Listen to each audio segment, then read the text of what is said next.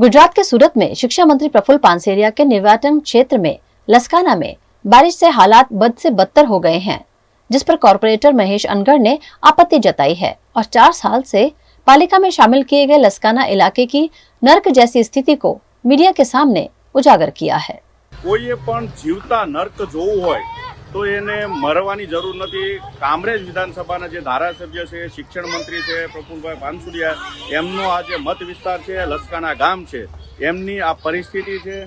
छेल्ला 4 वर्ष जेटला समयगाळाथी अहींया आज परिस्थितिओ छे। दर वर्षे चोमासानी अंदर पाणी अने जे गंदकीनी समस्या उद्भवे छे, आज सुधी आनो कोई निकाल आव्यो નથી। વર્ષોથી અહીંયા ભાજપના ધારાસભ્ય છે, છતાં પણ હવે શિક્ષણ મંત્રી થઈ ગયા છે। અહીંયા જે જગ્યા છે ત્યાં સ્કૂલ ચાલે છે અને સ્કૂલની પાસે આટલી ભયંકર ગંદકી અને છેક સુધીનો રોડ છે ત્યાં આ પરિસ્થિતિ ઊભી થાય છે।